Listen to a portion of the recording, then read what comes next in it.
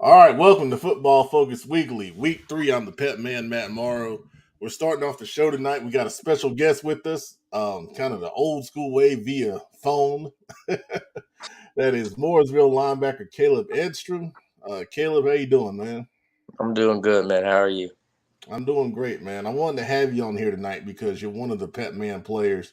You had a great game against Reagan last week. I believe you had, 17 tackles, two tackles for loss, and a couple of other stats that were really big in that game. Kind of take us through that game. It was a low scoring game. You guys were able to pull it out by 1 point. What was really the key in the victory? I would say the key to victory was staying solid throughout the thing. We knew it was gonna be a low scoring game. We knew it was gonna be a tough game coming to week 2. We're not in the best shape we'll be by week 8, week 9. So we knew it was gonna be a tough game all around. But I would say just like the dog that we have throughout practices, like we always come to practice ready to compete. I would say that's what changed the game. Very good, man. Very good. Now, take me through how the off season was because you guys had a really good season last year. Then you lost in the playoffs to Butler at home in the second round. What was that experience like, and how did that fuel your off season? Uh, I would say coming into Mooresville throughout the past 3 years, off season was hard, but I feel like the class of 2024, like we knew what we had to get done, and we haven't earned anything as a class of 2024 yet. So, class 2023 did their thing, but I feel like class 2024 is very hungry and want to win and are striving for greatness and want to change Mooresville even more around than what we've done last year and the year before. All right, that's well said, man. Off to a 2-0 start. You being a senior, middle linebacker, leader on this team, what's going to be the key for y'all to go deeper into the playoffs and compete for a state championship? That's a good question. I would say as a team and me in general, just keeping the team together. I know last year we got some banged up players, and that comes with football. But more as of keeping communication, keeping the relationship going, and just keeping everybody on the same goal that we all have, and like that's basically just keeping everybody on the same goal and keeping everybody on the same path, and just coming to practice ready to work and ready to hunt. All right, well said, man. Good job. All right, my last question for you, Caleb. How's your recruiting going? Are there some schools that are kind of standing out to you? And ultimately, what are you looking for in a school on the next level?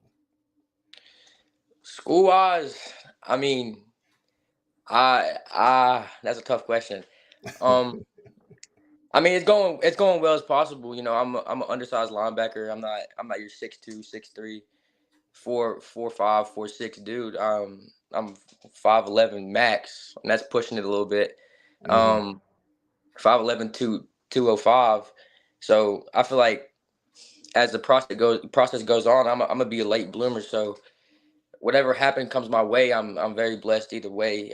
It might not be D1 and it's D2 right now, but I feel as whatever God throws my way, I'll be thankful enough to take the opportunity and hopefully make my mark at that school.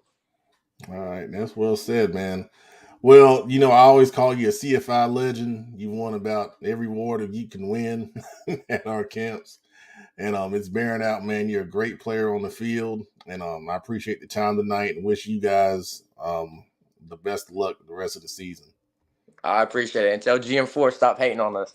I'm sure he's watching, and we'll pass that on Oh, gladly. I Thanks, appreciate you. Caleb. Thank you. Absolutely, man. All right. That was Mooresville linebacker Caleb Edstrom. We're going to run the intro. We'll be right back, and we'll start with Petman's players, and we'll introduce you to the guys that are here tonight, and we've got some business to handle. So stay tuned. We'll be right back in 2 and 2, like Chuck Wooler says.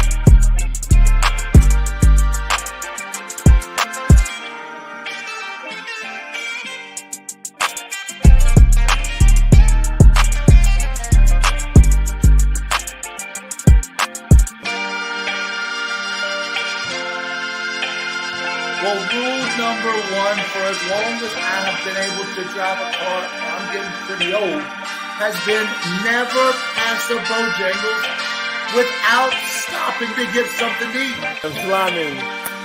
I'm slamming these adult league referees. God, Well, dang. I mean, y'all just took my slime because I was going to slime Coach Dillon. Because let me tell y'all about this cat.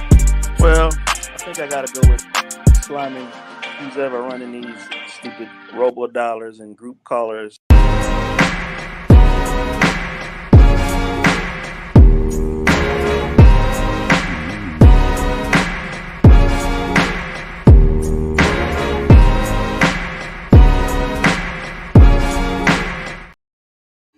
Welcome back to the highest rated show in Charlotte High School football. That is Football Focus Weekly. I'm the Pepman, Matt Morrow. As you see, we got a full show tonight. Well, let me bring on the two guys that are here. Some other guys are on some delayed PTO. First one, we got his Coach Dub coming off one of the biggest wins in school history, Robert Washington. What's going on, Pep? How you doing, man? Good.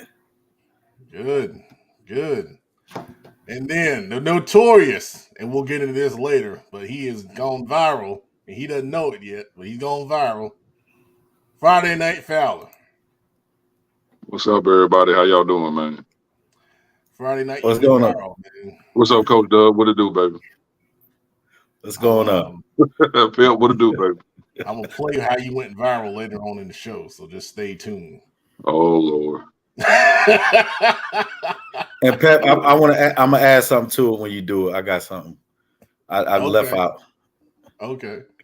Well, real quick before we do Pepman's players, let's see who's here with us. Kim, you are becoming one of our most dedicated viewers. I appreciate the support. You were here on the special CFI breakfast show, and now you're here tonight. Good to have you. Chat administrator, you got called out. Said you won't pick West Rowan. If you missed it, we interviewed Mooresville linebacker Caleb Edstrom. It was a great interview, and chat administrator has been called out. So I think he's gonna stay on the right side of Mooresville this week. Miss Deidre, yes, that was a great interview. We'll cut that up. We'll put it out there after the show. What's up, Deidre? All right, Friday night. There you go. Uh-oh. Jason Bass. Good to have you, man. Jada Connect, another dedicated viewer. Good to have you, man. Appreciate it. What's up, my deli brother? What it do, baby? Summer Blevins, good to have you as well. All right, so you guys will sit back and relax. We're going to do Pepman's players. Segment is still not sponsored, but that's okay. We're going to do it anyway. But if you do know somebody that wants to sponsor Pepman's players, please let us know.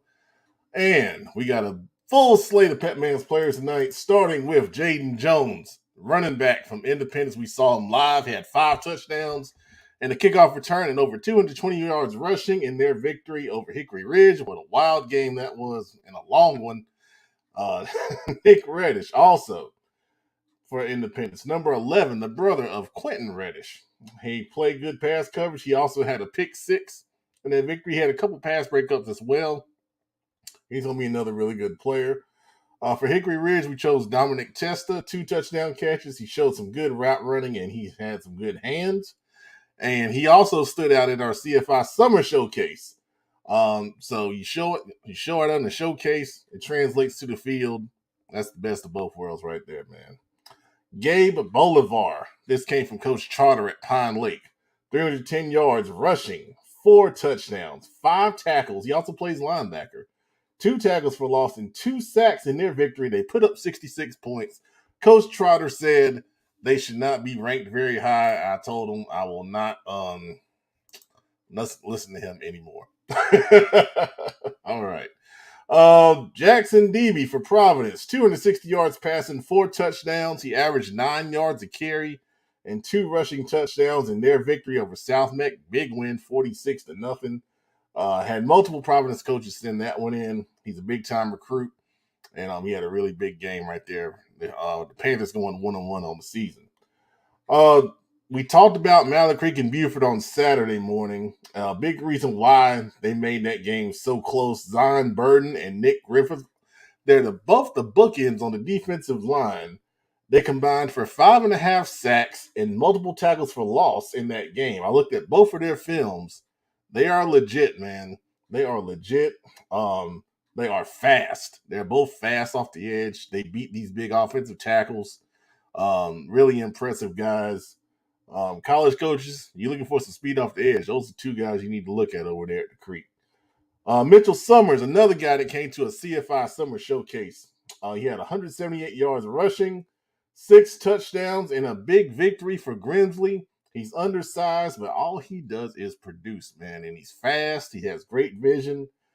He's going to be a steal for some college for sure. Another guy on that level, Jay Jackson from North Stanley, 296 total yards on offense and special teams, 2 touchdowns and 4 tackles in their victory. High scoring game against East Rowan, I believe it was 37-31. Another guy that's come to CFI camps and done a great job on the field. For North Meck, they had to win over Olympic. Sadat Grant, Kelson Tate. Grant had a 100-yard kickoff return touchdown, and Tate had over 100 yards receiving and a touchdown in their victory. Both talented young men doing some big things for a North Meck program that is on the rise. We got more. The Quadre Currents from Butler had 2 long punt return touchdowns and a big victory over Richmond County. Butler going down on the road to take on Langston Hughes in Georgia on Saturday. We'll talk about it later on. Gavin Powell at receiver for Cannon, 6 catches, 125 yards, 2 touchdowns in their big victory. Jordan Cleaves at Cox Mill. I love this kid since last season, man. 241 all-purpose yards and 2 touchdowns in the game versus Kings Mountain. He had a big kickoff return. From the Wildcat, he ran about a 65-yard touchdown run. Really athletic, agile kid with great speed. Jarrett Patulski, quarterback at Palisades, 238 yards passing and 4 touchdowns. They had a big win over East Meck to go to 1-1 on the season. Another guy that's gone to a lot of CFI camps, worked on his craft, and done a great job. Oh, man, this kid right here, KD Smith for West Charlotte, great athlete. 207 total yards, 2 rushing touchdowns, 1 passing touchdown, all from the quarterback position. Then he flips over and plays DB and has the game-winning interception in their victory over Monroe. Big win for West Charlotte. First home game they've had in over 3 years. Good stuff right there. Cayman Chaplin, West Forsyth, star running back, has Division I offers. 18 carries, 255 yards, and 4 touchdowns in their victory over Oak Grove. Really talented young man right there.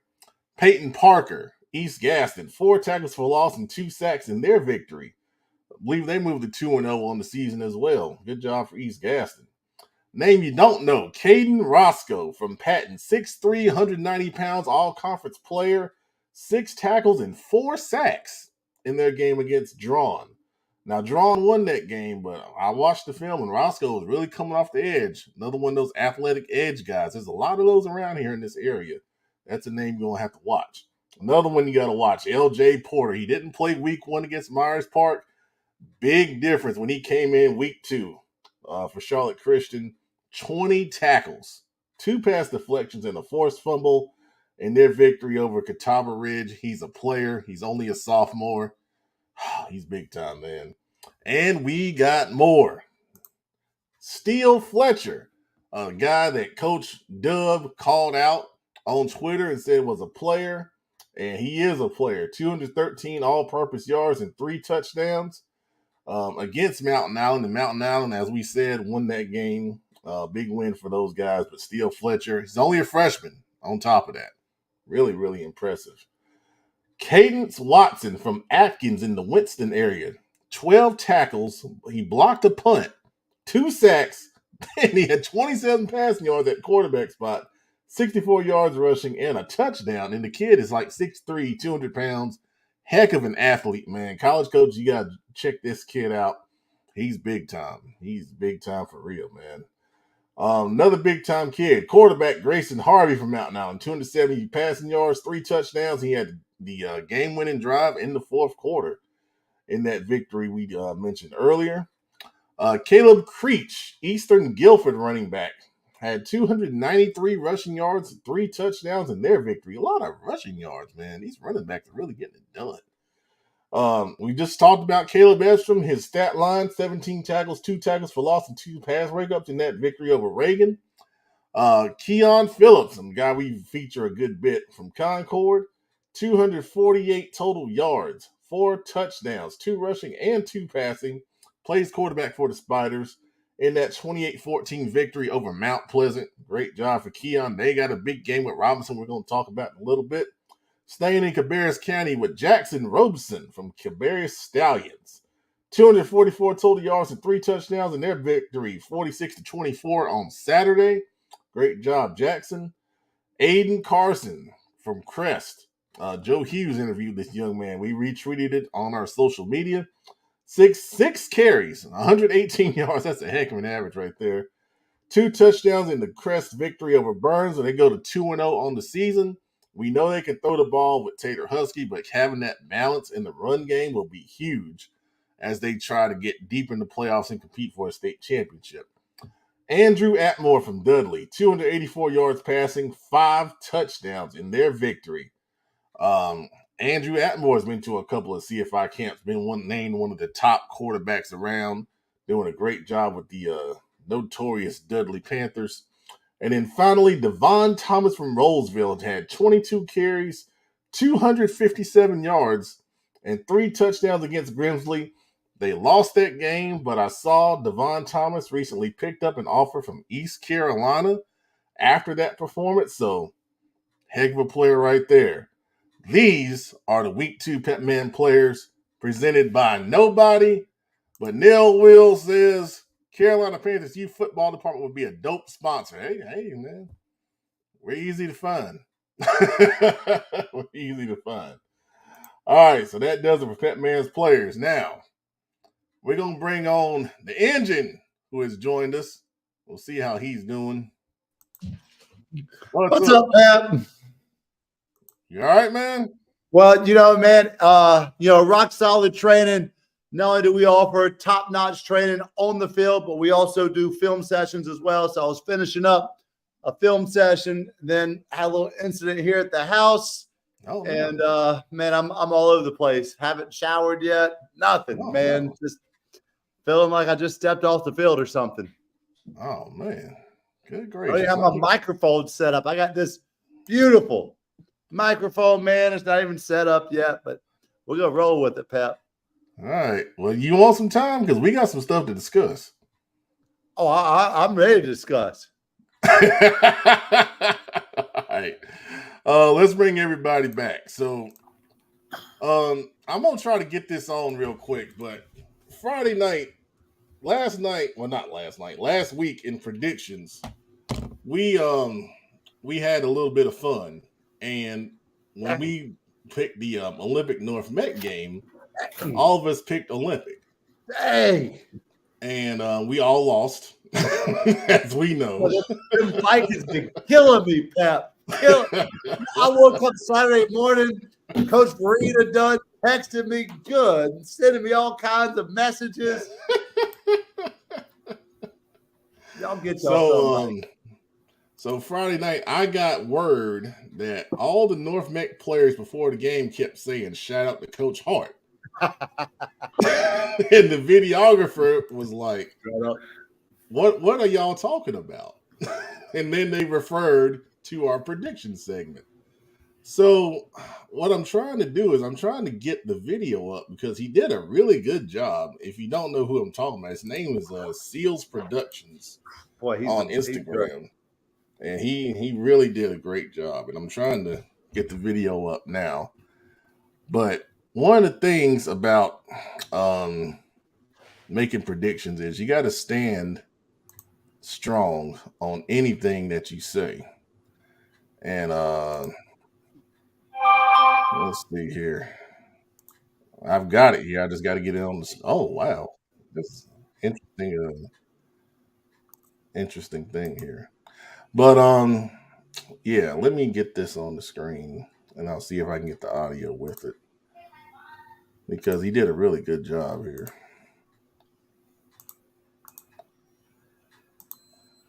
live TV, man. It's good. It's good stuff. And here we go. All right, can y'all see that?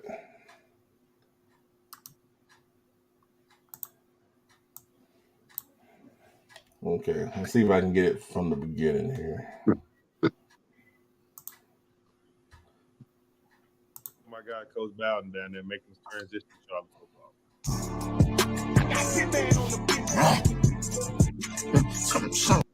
Hold on, let me get it. Man, if it ain't Sears Productions, man, I don't even want it, cuz. Let's go, baby. Olympic at North Mech. I'm going to go with the Olympic Trojans. Friday night. Olympic. Shout out to Coach Hart. Shout out to my guy, Coach Bowden down there making his transition to Charlotte football. So You already know who my shout is. From now on, my shout is going to be shout out to Coach Reggie Lee for all everything. I'm is that who that was? Reggie Lee, baby. God almighty. Let's go. I've never done that one. We'll bring in Big Shelby and the producer. Have y'all ever gone shirtless before the game? I thought somebody had been eating some jalapeno peppers, had some snot on their nose or something, but Shelby let me know. Hey, Pep. Jamal got us in trouble. They ran up on me on Sunday in the bowling alley. Oh, What? man.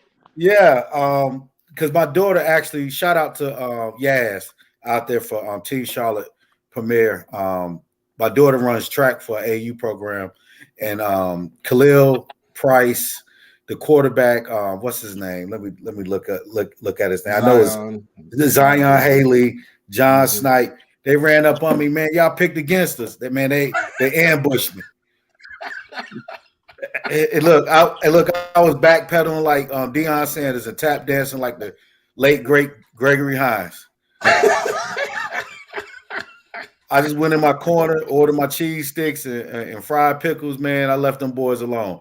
But it's always good when we can motivate. And I'm telling you from a coach, when you could take something positive, like turn that into something positive. Shout out to those boys. That was a huge victory. Olympic is no joke. So shout out to North Mech. Big shout out to North Mech. All I'm learning is, man, being loyal gets you nowhere, man.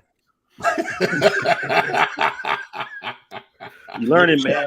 Giving shout outs and they can't even finish. Shout out to North Mech. I apologize. No, that will not happen. That will not happen. That's a great video, though. That video had me pretty fired up over here. Friday night, there's your official welcome to Charlotte football from a North Mech parent. I'm glad to be here. I'm glad to be here. It's all love. It's all good, baby. That's her right there. That's Yaz. Yeah. Oh, okay. What's up? How you doing? Hey, From the 336. What it do? Hey, Pat, we need to start a we need to start a Hey Deidre segment for Follow. That man quick to tell some woman, hey, good. Oh man. That's all right. We got 2 single guys on the show. We're gonna work on that. We're gonna work on it. Y'all crazy. No, man. No, I mean you trying to talk. You know, like, we can just set it up. Look, we got what, 70 people watching right now. A lot of single moms. What on Deirdre? Producer, don't try to put the heat off you. You on there too. Oh, I embrace heat. Moving on. Moving on. All right, well, let's get to football before we start a whole thing here. We got some rankings to talk about. Friday night, you got your top 10. I'm very interested in the 1A rankings, but never. I am too. Don't worry. We got to get to all of them. Listen, hopefully management got my complaint last week. So Well, I can't win tonight, man. I can't win. No, this all good, man. All right, 4A, man, what you got? I mean, pretty much Grimsley put up 63 on Roseville last week. Still kind of worried about their defense. They gave up 34, but they won by 29. Weddington does what Weddington does. Shut out RGKL 35-0. Millbrook had a bye last week, so they pretty much stay in the same spot. East Forsyth, I put East Forsyth over Cleveland due to the fact they have a common opponent in Heritage. East Forsyth beat Heritage 49-7. Cleveland gave up 26 points to Heritage. So I surpassed Cleveland with East Forsyth. Mallard Creek did their thing against Buford, although they came up a little bit short. I only moved down a couple spots. Butler, Independence, Huff, all did their things. In Chambers, they still in the top 10, but, lost to Benedictine. All right, so here's my thing. Mallard Creek took the number 5 team in the nation for 4 quarters and had a good chance to win that game, and they fell 2 spots. Wins and losses, but Hey, remember, Pep, when you lose, you stay in. You just drop. But when you win by 40, he's going to get you out of there. You got to understand, Pep. You got to understand his ranking system, okay? That's the algorithm. Yeah. You got to understand the algorithm. Only he gets it. Nobody else gets it, okay? Well, man, you right on that. I don't know. man, I made a simple mistake, man.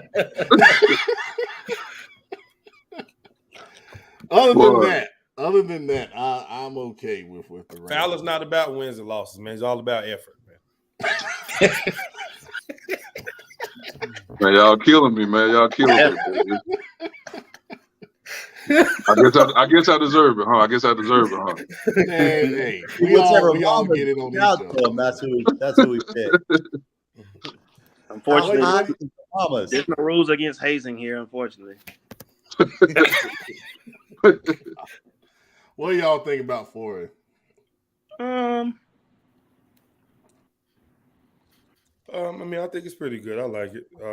I think, like I said, with 4A, I think that's going to be moving up and down pretty much every week. That's just a lot of big games this weekend for a lot of teams on this list. So, it's what it is, man. It's a lot of teams 2-0, 1-1. So nobody's on here 0-2. So 4A is always pretty competitive and always tough. So, absolutely. So you're doing a good job. You're doing a pretty good job right now. You good. One for one right now. Appreciate it, Big Eye Chef. Appreciate it. Coming from you, I appreciate it. Let's go. Right, let's jump to 3A. Friday night. Here we go. Pretty much everybody handled their business last week, with the exception of Southern Elements, who took a surprising loss to Durham Jordan, who I'm hearing is a team on the rise. So Jay's Rose kind of disappointed me. Lost to Northeastern. We got to Northeastern, gave up 46 points to Bertie County. But pretty much everybody else on here is did what they were supposed to do last week. So really no surprises here. I think this one's pretty good. I like what West Charlotte's doing. They got a heck of a test this week against Independence. We're going to talk about in a little bit. Cleveland County, man, they running it. Some of the best brand of football, man. I will say this about Delhi. Delhi has a legitimate quarterback. And whenever Delhi has a legitimate quarterback, they win state championships. So I'm leave that alone. Yeah, that's Andrew Atmore. He's a Pepman player. Shouted him out. He's been to our camps. He is legit. Absolutely. All right. Any other 3A thoughts? All right. Go to 2A. Oh, 2A. Oh, Lord. Friday night. Go ahead. Well, Reedsville stays at the top. 2-touchdown win over 4A Page team. Granted, they're not as the old Page. It's still 4A. So East Dublin did their thing. Salisbury came up here and put the beat down on the school up here in my county. So Clinton is steadily rising, although some people think they should be higher. Forest Hills be the team that's in my personal poll up here in North Rowan. Monroe gave a good battle against West Charlotte, but they came up short. They're still in the top 10. Burns did what they were supposed to do. Northeastern got back in there with a big win over Jays Rose and Bunker Hill and Chase. I had to keep my eyes on them. They handled business last week, so they entered my top 10 last week. Yeah, I like Chase, man. They call their stadium the Farm. Yeah, wow. Cool, man. My Really guy, cool. Coach Coggle over there, man. He was at Burns. He's been doing a good job with the program at Chase. They pretty much feel like they run that area or Rutherford County. Mm-hmm. So shout out to Coach Coggle, man. Real good guy. Absolutely. Friday night, got a question for you. With Monroe. Now, if you didn't know, Monroe was winning the game the whole time, I believe, up until towards the end, their 5 two-way players got hurt, where they started cramping because of how long the game went. I think they're in a good spot, but that's definitely a team I still keep my eyes on being top 4, top 5 by the end of the year. Because Monroe got a team of athletes. Oh, I feel that, brother. I feel that. And what does Burns? You said Burns did what they needed to do. I wouldn't think brain freeze right there. Now they put up 29 on Chris, but lost by 20, so that's why they dropped. But shout out to Coach Devine, man. Coach Burns has another good test this week against Kings Mountain. So, these next 2 weeks, I wouldn't really focus on the score. I would focus on like how my team is competing against 2 of the best teams in 3A, if not the 2 best teams in 3A. So it's a county rivalry. Like I said, the game could go either way. Like the Crest and Burns game started out back and forth in the first half, like I kind of predicted. Then Crest kind of pulled away. So Burns can clean up a few things. They may have the same opportunity they had against Crest. Yeah, and I like that Forest Hills team, man. They are really getting off to a pretty good start. Brady Hibbard's doing a great job at quarterback, and they're putting up a lot of points. That's a team to watch, man. I think them and Monroe are going to play later this season, and that's going to be a huge game. Yep, really huge. I think they always. I think that's the last game of the year. Last year it came down to whoever got the number 1 or number 2 seed for playoffs. All right, good stuff. All right, 1A. Let's see who's in. Drum roll. I would have just put Mountain Island 10 times, honestly. But we'll see. Friday night, here you go. Went from getting bounced out to number 9. Goodness gracious. Pretty much nothing's changed here. Everybody did what they were supposed to do last week in 1A. I still think 1A is a 2-team race with Mount Airy and Tarboro. But like I said, a little mistake I had last week with Mountain Island. I put them back in after a historic victory last week. So pretty much everybody here in 1A did what they were supposed to do last week. How was the victory historic?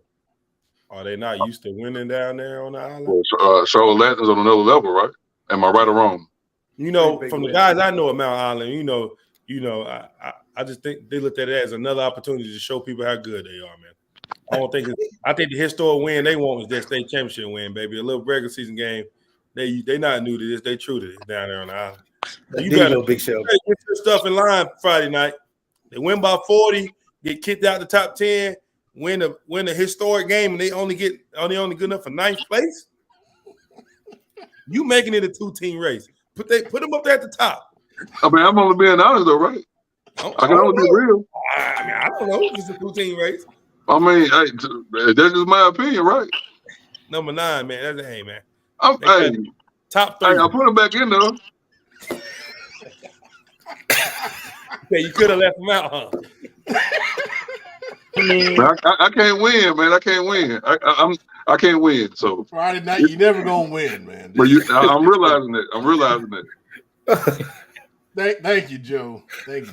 Yeah, absolutely. Absolutely. With a hashtag. Sassy. Joe sassy, man. well, shoot. Joe went to the best of the city. I don't know, Jason. Papa Bass, I'm not hostile, man. You got to make the show fun, man. We boosting ratings over here, man. You watch those college movies, right? And somebody be online pledging. There's always that one dude that really give him the hard time. That's Webb, man. Yeah, I gotta make it fair, man, because I don't like having my guys being disrespected down there. Don't drown on the island when you come, baby. Hey, Pep, hold up. Joe went to the North Gas and Bessemer City game. We was over there playing last.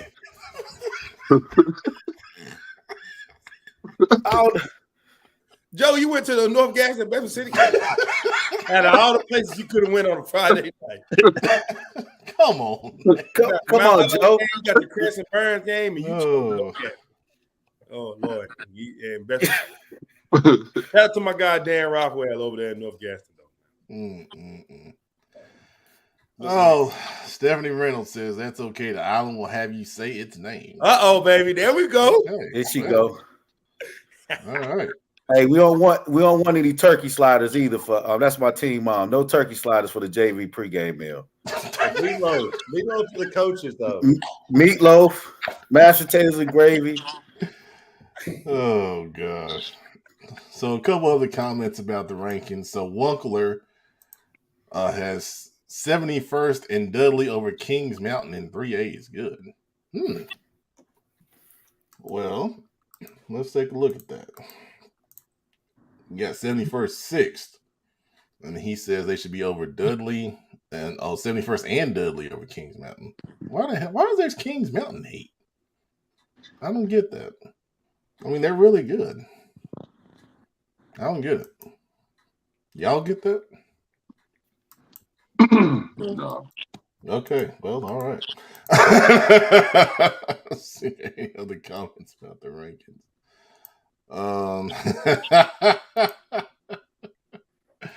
So Joe says that's a lie.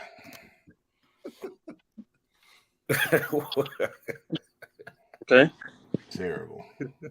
Terrible. All right, Friday night. I'll let you off the hook, man. Great job. Great job. Appreciate it, man. I think you did excellent. Thank you. I appreciate it. Absolutely. Some redemption. Yeah. That's right. That's why you're here, man. Tell them why you're here, because you Friday night. The name speaks for itself, baby. That's right. The world. And you see my record. You see my record and my prediction. So that's right. It ain't too much I got to say. Say it with your chest. It ain't too much I got to say. That's right. That's right. All right, we moving on. We got a lot of rankings coming up now. I think we got the Dirty Dozen next. So let's talk about it. Providence Day still on top. I got Mallard Creek 2nd, Weddington 3rd, South Point, South Carolina 4th, Crest at 5, Northwestern, Butler, Kings Mountain, Charlotte Christian, Indy, Charlotte Catholic debuts at 11, and then Chambers at 12. Any thoughts? So you got Mallard Creek over Weddington? It was very close. That's the only one that kind of caught my eye. I thought about swapping that, but well, I mean, when you think about it, would Weddington have a similar performance against Buford? That's what I thought about. Yeah, it is like that. I would kind of look at it. Who you think will win between Weddington and Mallard Creek? I mean, I thought about that too. It's hard to gauge these teams after these games against these out-of-state powerhouses sometimes. Yeah, because you don't even know if they took the game serious or they had kids suspended or didn't play them or things like that. Well, didn't Buford have some suspensions? I'm not sure. I don't know. Because I thought they got in a fight a week before. I think what it was, I think Buford looked past them after what they did to him last year. Absolutely. I think they probably just looked past them, and then once you get it, as a coach, once you get to a point where a team gets comfortable with you, you let them stick around, anything start happening. Facts. And they got themselves into a dogfight. Facts.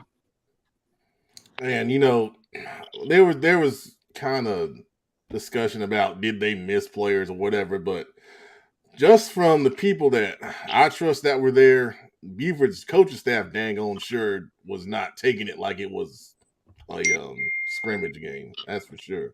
They were lighting into their guys at halftime. You look at the numbers of the guys that played and match it up with their roster. I don't think the quarterback played. No, he played. He did. Starting quarterback played? Yeah. Well, I mean, shout out to Mallard Creek, man. Yeah, shout out to Mallard Creek. Either way, ain't taking it away from them. They've got 15 D1 guys, and you're ranked 5 in the nation. And if you think about it, a team like that, their twos would probably still be one of the best teams in the state. Yeah. So I don't take any credit away from Malik Creek. I thought it was a heck of a performance. 15 D1s. Some teams don't have any D1s. Most teams. That is 15. Wow. Yeah. Wow. Good point, Pep. Good point. Pep, the comments were saying there's 2 starting wide receivers were out for the game. I see that. But once again, that can unless it comes out in a press release or something, we don't know that. But like you say, their third and fourth receivers are probably still really good. Facts. Either way, it was a great performance. I'm not taking anything away from those kids. And I want to give them the credit they deserve. Yeah. Any other comments here? I will move Independence up. I don't know if Charlotte Christian is better than Independence. That's my opinion. So about that, when they played Myers Park, they didn't have L.J. Porter. He's a big piece of their defense. I mean, hold on, now you can't contradict yourself, Pep. You play with who you got. You just said, "Yep." It doesn't matter if guys are not playing or not. And you turn around and mention guys that didn't play. I'm explaining why in my ranking I have Charlotte Christian at 9. And Pepman, he has a point there, man. I'm saying you just said you can't mention who you forgot. You played and you don't want to take them out of Creek. Then you just say Charlotte Christian didn't have the best player on defense. Well, they're still 2-0. I know, but I'm saying you don't contradict yourself about guys not playing. You gotta be black and white. I'm being black and white. You know what I'm saying, producer? It ain't never fair for it. It ain't fair, man. And Pep, you did rank Palisades over Myers Park. In the preseason, yes, I did. Okay. But we've got to get to the CMS best of last. I mean, last week's show, Myers Park was above Palisades. So, as we say on this show, it's fluid. It's fluid. It's fluid. Go ahead and get your email up there. CMS best of last. As you see, Myers Park is above Palisades, Coach Doug. So that game ain't much respect for you, Pep. You got them at 1? Mallard Creek? Yes. Over teams that are undefeated? Yes. Respect. I mean, people don't think differently about it, but sometimes, man, you almost gotta. I don't know, man. Buford, nationally ranked team, you go down. I mean, that says something, man. And it's hard to gauge, man. Like I say, it's hard to gauge a loss to a team like that, man. It's not even in the area.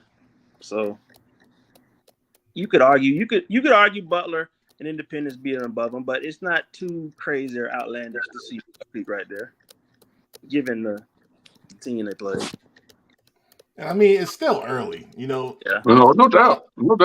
You know, some of these teams have played harder teams, and then some of these teams have played lesser teams. Right. And you try to take that into consideration and balance it out. And it's still tough. But like this week, we've got Independence and West Charlotte playing. That's going to be a great game to see where those two schools are, you know, as an example. Great. Good point. So it'll bear itself out. Yeah, we need some more data. That's all. As the chat administrator says, please, if you have an issue, pepiswrong@gmail.com. I checked the email address. It was 0. So I think I'm doing a pretty good job. I think so. But anyway. Jason Bass, wins and losses should always have context, never black and white.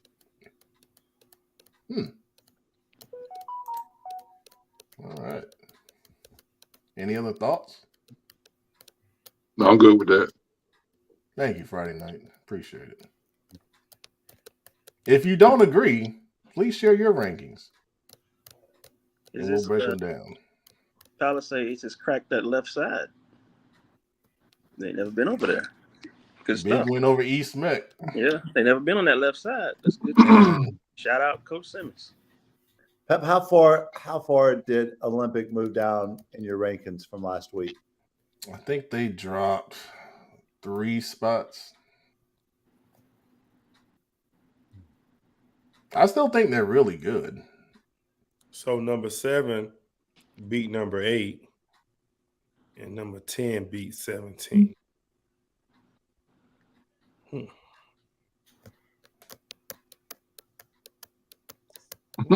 Feel like he's calculating something over there, but Pep rankings, baby. Hey, Pep, we support your rankings. I support your rankings 100%, man. I'm just here for the chaos. chaos is great for viewership. So. Oh boy! Stay tuned for Slime Time. You're gonna hear some real chaos. It's quite entertaining. Alex Wiley says Myers Park 0-2, Palisades new to game, and they're over Olympic. I'm gonna owe him dinner when Olympic settles up. Okay. 10 chicken wings. 20. That's dirty. That's real dirty. That's an inside joke for you guys. Stay tuned. I'm 10 wings short right now. 10 wings in the salad. Well, we know who got them.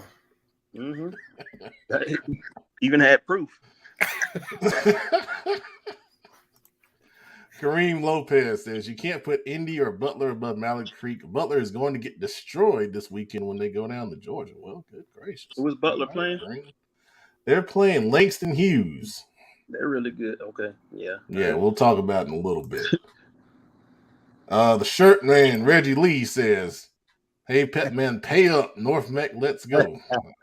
All right. Well, I'm paying somebody. I don't know what I'm paying, but all right. Wing. Terrence Losh says Buford played all their guys, including both wide receivers. Alabama running back commit as well. Quarterback played and got sacked 5 times. 15 D1 players, including Braden Jacobs, left tackle, son of New York Giant running back Brandon Jacobs. So there you go. We're full strength, basically, is what he's saying. Yeah. Mallard Creek, dude, it's their defense, man. I will say, man, their defense is fast. Yeah. Very impressive. Very impressive. All right. Any other thoughts? Good comments, guys. Keep them coming. Good comments. All right, here we go. Cabarrus County. That's what we got. Engine, you got thoughts? Well, I mean, J.M. Robinson, 2-0, Northwest Cabarrus, big win over A.L. Brown. That does not happen very much. I would venture to say that Northwest Cabarrus has not beaten A.L. Brown 8 or 9 times in their existence. 60-year-old school. Concord 2-0. Keon and boys are rolling right now. A.L. Brown took one to the chin last week. We'll see how they bounce back. Hickory Ridge. Man, they got to win. Mount Pleasant lost to Concord. Cannon Central picked up the first win. Cox Mill. I think that's right on, Pep. I don't think I would change anything about that as far as where they are right now. Big game this week, Robinson and Concord. We're going to talk about it here in a couple of minutes. Cleveland County. Anyone against that? I think everybody plays each other this week, if I'm not mistaken. I think they do. Every crash play keeps my burn, so this might switch up things. Somebody's gonna be 2-0, possibly 2 teams 1-1, then one team 0-2 in the county. So I think this list might be shaking up after this Friday. Who's the change-up gonna be?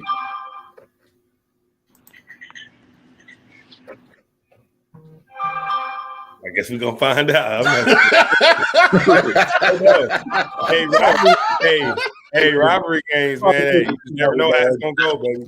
You never know how it's gonna go. So great insight right there. All right. Gaston County.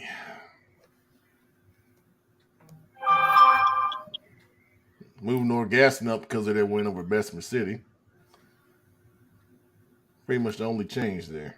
Yeah, that definitely looks right. Shout out to Coach Rothwell and also Coach Short. They're rebuilding, resetting that culture. So this looks right. It's cut. Gaston County is pretty cut and dry at this point. I agree. I would love to see somebody from that middle tier, really get a big win and, make a push for that. I think Ashbrook could be 3, but they had a bye coming off that So they're looking to redeem themselves. So I can see them moving up. And Hunter Huss and East Gaston, they're playing good ball. Joe Hughes says East Gaston hadn't been 2-0 since 2015. So East He's Gaston got to have some of the best fans, man, that you'll meet. Yeah. Mm-hmm. Best fans, man. Best Good fans stuff. and good food. Good stuff, right? All right.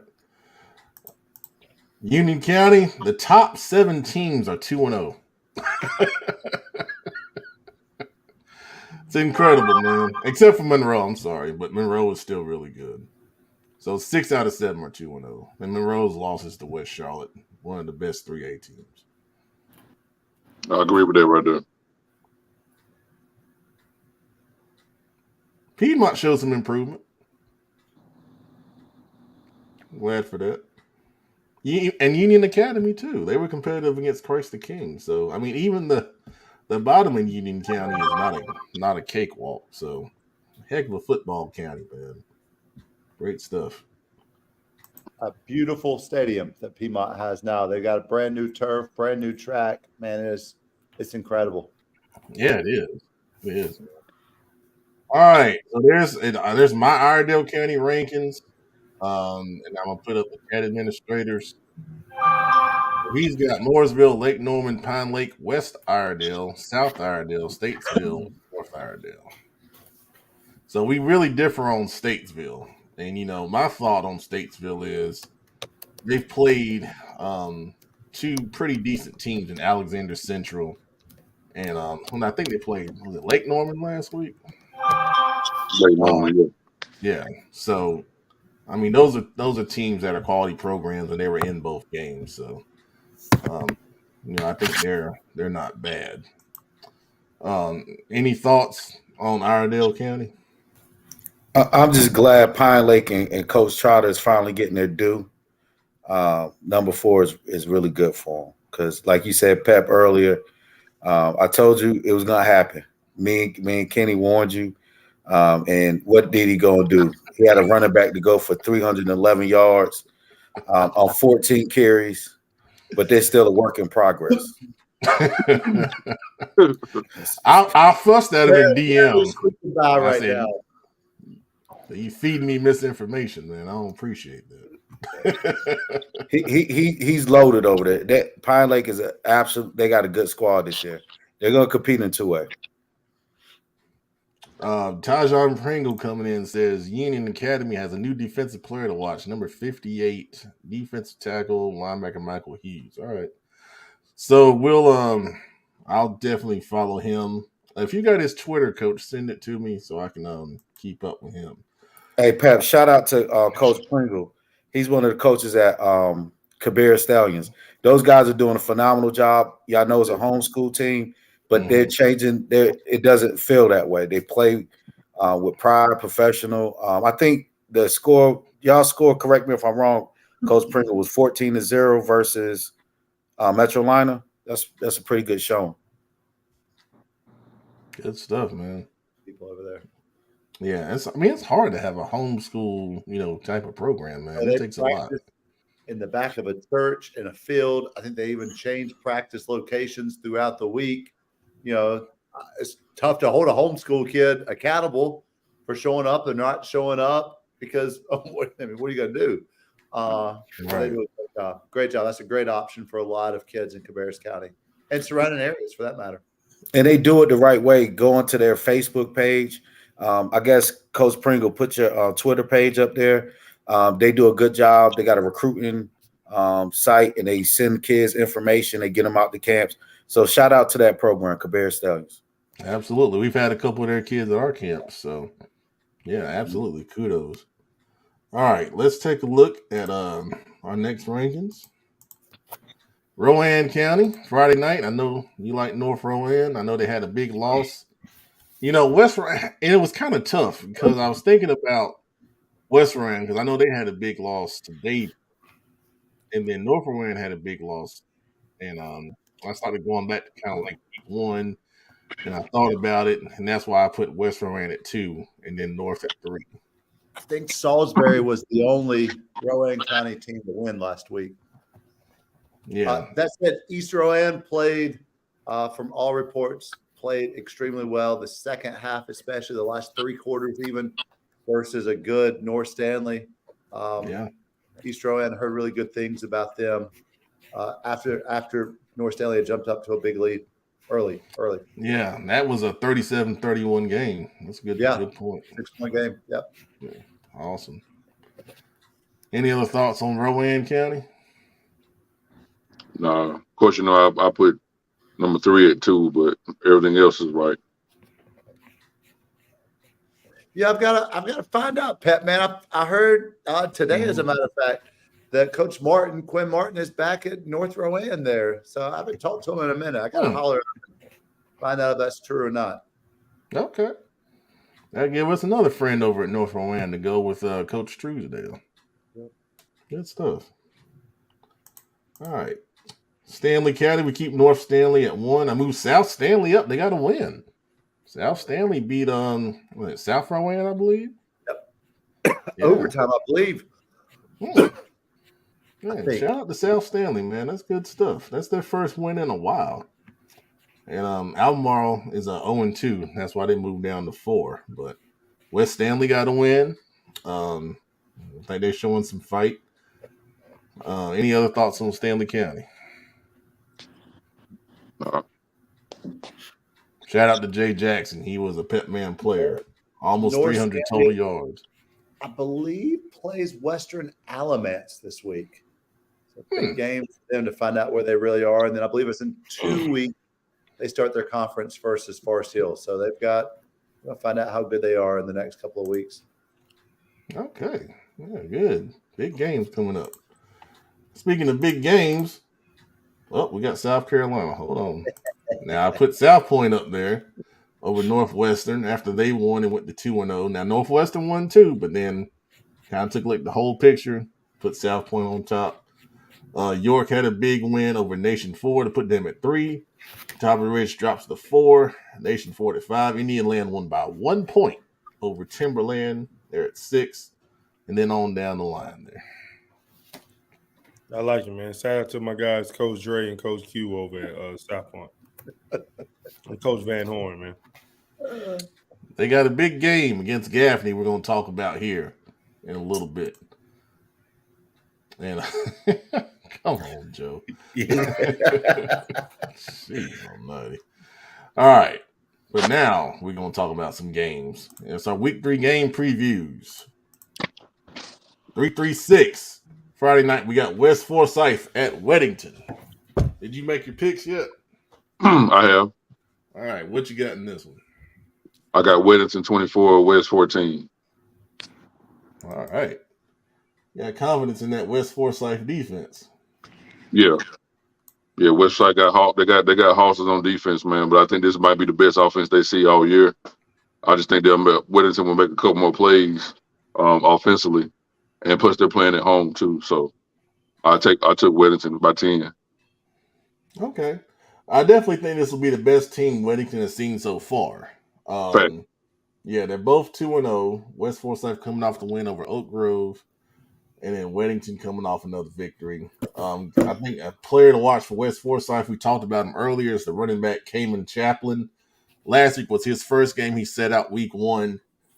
Big time running performance. That's going to help provide balance against the Weddington defense. And you're going to need that because they're too good to just go out be a one-dimensional team. You got to be able to run and throw. That offensive line will provide them the opportunity to do so. As long as they're able to get 3, 4, 5 yards a pop, keep balance, that's going to keep them in the game.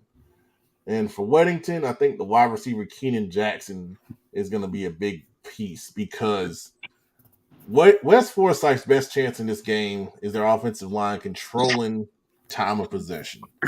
The fewer possessions Weddington can get, the better off they're going to be. So when Weddington has the ball, big plays are going to be, really important. And Keenan Jackson obviously has that ability on the outside.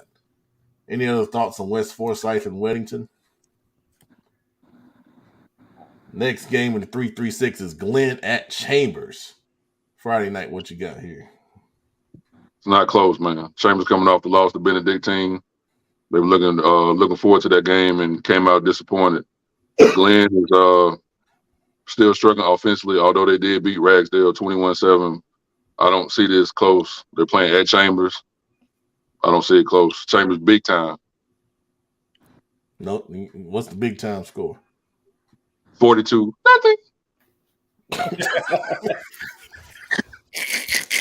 All right. Hey, Friday night, what's the score gonna be Friday night? 42-0.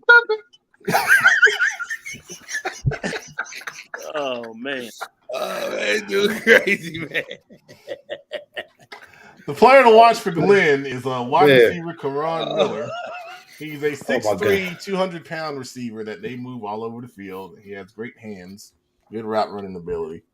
And then for Chambers, I think their key player is quarterback Trey Robinson. This is a situation where you want to get him some confidence. He had a couple interceptions against Benedictine. He gets off to a good start, has some touchdown passes. That will be a big confidence boost for going into the rest of the schedule. And Friday night, the reactions to your sound there. Anybody been to a Carver home game, they'll know where that comes from. Anyone been to a Carver home game?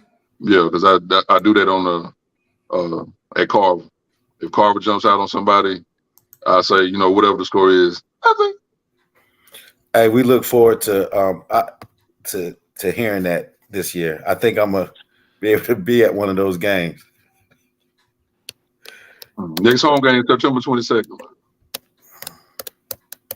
The next 3-3-6 game is AC Reynolds against East Forsyth. Friday night, what you got here? East Forsyth playing at home for the first time this year. This should be their first test. I got them winning 28-14, a little tougher than what they've been used the first 2 weeks. But I think by them playing at home and being a little bit more athletic than AC Reynolds, I see them pulling away at the end at home. 28-14 of AC Reynolds. AC Reynolds also still missing several of their players. So I'm gonna go with East Forsyth at home, 28-14. Yeah. I got to see a little bit of the AC Reynolds and Shelby game clips. AC Reynolds still, I think they squeaked by Shelby last week, from what I'm hearing. But I still think they still have a lot of. I still think their defense gives a lot of people trouble. So I think their defense will always give them a chance to win, just based off of the scheme that they play. So that'll be a good game to keep your eyes on. Yeah, this will be the best defense that Bryce Becker has faced so far. Yeah, I'm not sure how long the running back is out, though. I don't know if he gets to come back this week or what. But if he gets to come back, I know that team looks different with him back there. Absolutely. Good call on the defense, Big Eye, because the guy I got is linebacker Brandon Guest for Reynolds. He's an all-conference player, plays middle linebacker. He's going to be a big key to keep that score down against East Forsyth. And then on the flip side, East Forsyth got to watch his running back, Brandon Sutton. He leads them in rushing. He has multiple touchdowns this season and very athletic and good speed in space. So should be a good football game up there at East Forsyth. Nice ride for them, too. So, like I say, it's a long trip from Asheville to Forsyth. Yeah. Now, in the Charlotte metro area, of course, big game, Charlotte Catholic at Providence Day. This game is being played on ESPNU as part of a high school football series. It's the first game in that series. Last season, this game was a classic 21-20 Providence Day victory. Jaden Davis with a last-minute drive had a touchdown pass in the back of the end zone to pull that out.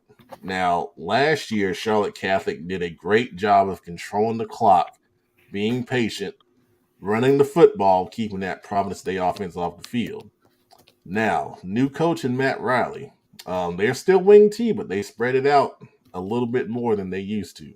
It'll be interesting to see if they still employ that same game plan going into this, or they're just going to try to, kind of do what they do and throw it around a little bit more. What do you guys think about this one? I predicted Providence Day 45-42. Wow. Points. Based on what you just said, Pep, about the new offense. Even though they still run the wing T, They spread it out a lot more. And we're Providence Day giving up 35 to Northwestern. I see the high scoring game, but I got Providence Day winning though. Okay. Be a lot of Providence on the field, man. I think that'll be a good game. It'll be a good game. Providence Day too strong though. They're gonna roll. Providence Day strong. Blowout. Yeah. Mm.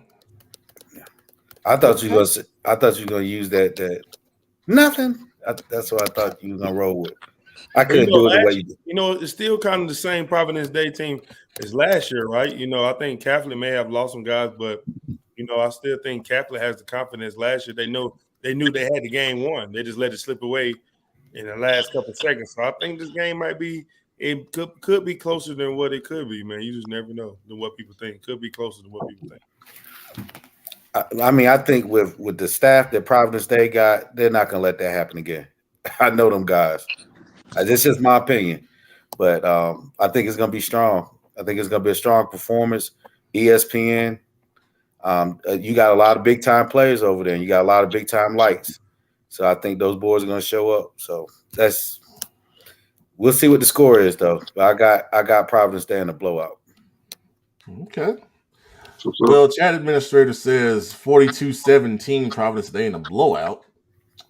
Joe Hughes says Providence Day should win by 21. Wow. All right. So for top players to watch, of course, Charlotte Catholic tight end Jack Larson. I think, like you said, the lights and the cameras will be on. I think he wants to go out there and have a big game and show why he's going to Notre Dame. And then for Providence Day, DB Brody Barnhart going to NC State. We got two really good tight ends for Charlotte Catholic. They like to get those guys matched up against safeties. They think they could win. And he's going to be a big piece in covering those big tight ends that they got over there. Any other thoughts on this big game? Our guy Shaquan should be there doing pictures and video. He's doing a great job. He'll be down on the sidelines. Now, Cabarrus County, Robinson and Concord, and you know what happens when we go to Cabarrus County. The king of Cabarrus County gets the solo box. Yeah, finally, we're talking about some real football here. We've got two 2-0 teams, 2-0 J.M. Robinson versus 2-0 Concord. Concord has not been 2-0 since 2014. To put that into perspective, that was the year after I left Concord. That has been a long time since they've been 2-0. Robinson, they're outscoring their opponents 83-47. They've got still have several of my old guys there. Of course, D-Rob is not there anymore. Coach Riggins is not there anymore, but they still got my guys, Tevin Barnes, Gerald Holt, Day is over there. Concord outscoring opponents 56-14. But where Concord is totally dominating in these first 2 weeks is they have dominated the fourth quarter. In both games, it's been close for 3 quarters, but Concord is averaging 18 points in the fourth quarter, and they've really pulled away. For Concord to have success, for Concord to be successful Friday night, they've got to start faster. Robinson is putting points up at ridiculous speed. Concord needs to not wait until the end to do so. Robinson on offense led by Knowledge Wright. You talked about him last week, Pep. 7 touchdowns in his first game, 293 yards rushing plus a 2-point conversion. Isaac Lee, he's a 3-year starter quarterback for them. Isaac, you need to be at the Winter Showcase on December 2nd. Xavier Burnett, Joshua Perch, wide receivers, had 2 big games for them. And then, of course, they've got some incredible offensive linemen. Isaiah King, who has been a CFI HBCU Showcase top award offensive line winner. Braylon Canales, who's been a 2-time CFI offensive line top award winner. Elijah Shue, who is a sophomore, who is the brother of Isaiah King, who started last year as a freshman. And then, of course, defensively, you got Braylon Baker, who's been a CFI linebacker top award winner. D-Nas White, probably the best defensive lineman in all of North Carolina. Isaiah Herrera, who has an offer from Catawba.